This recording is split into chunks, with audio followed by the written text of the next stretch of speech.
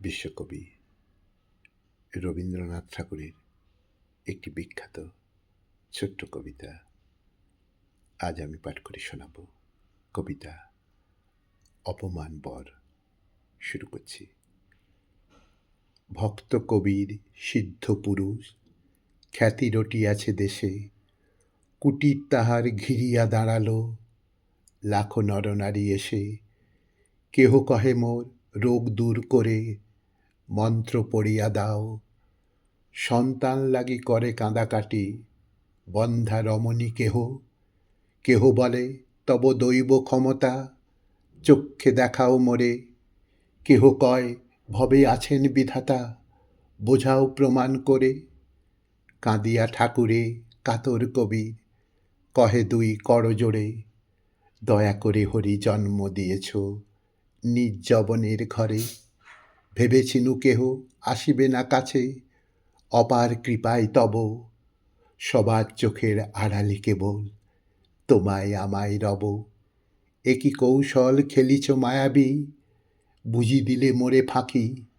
বিশ্বের লোক ঘরে ডেকে এনে তুমি পালাইবে নাকি। ব্রাহ্মণ যত নগরে আছিল উঠিল বিষম রাগী, লোক নাহি ধরে যবন জোলার চরণ ধুলার লাগি। চারি পোয়াপলি পুরিয়া আসিল পাপের বোঝায় ভরা, এর প্রতিকার না করিলে আর রক্ষা না পায় ধরা। ব্রাহ্মণ দল যুক্তি করিল নষ্টা নারীর সাথে, গোপনে তাহারে মন্ত্রণা দিল কাঞ্চন দিল হাতে।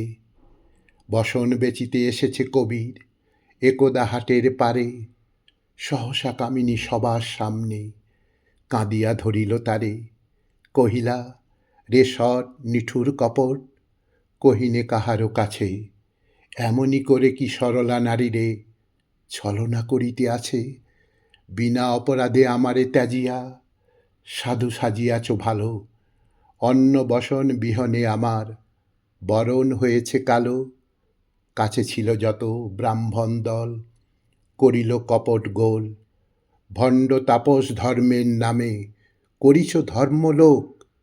তুমি সুখে বসে ধুলা ছড়াইছ সরল লোকের চোখে, অবলা অখলা পথে পথে আহা ফিরিছে অন্ন শোকে।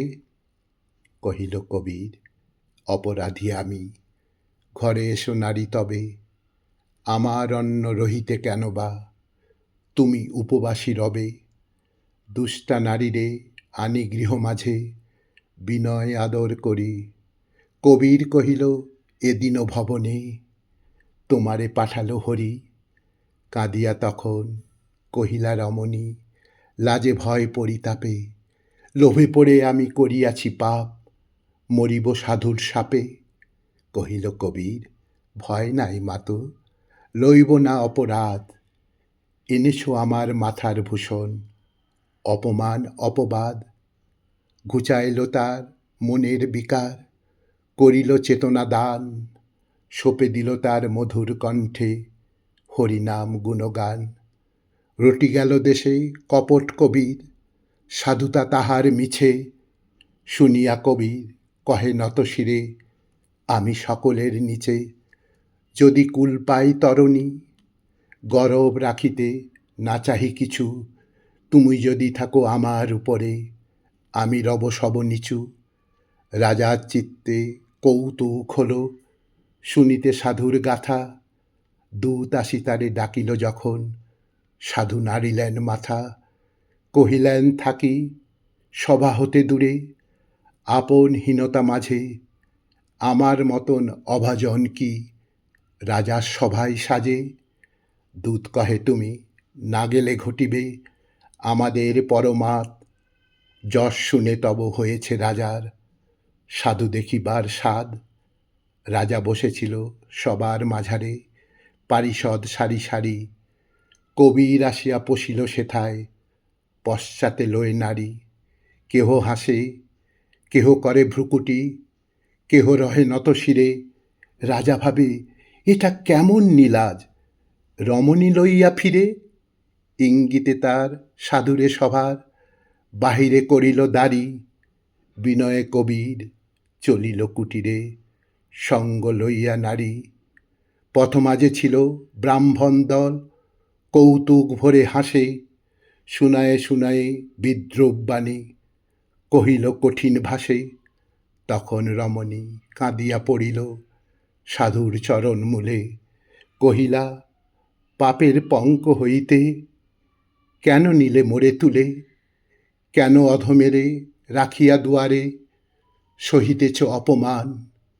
কহিল কবির জননী তুমি যে আমার প্রভুর দান।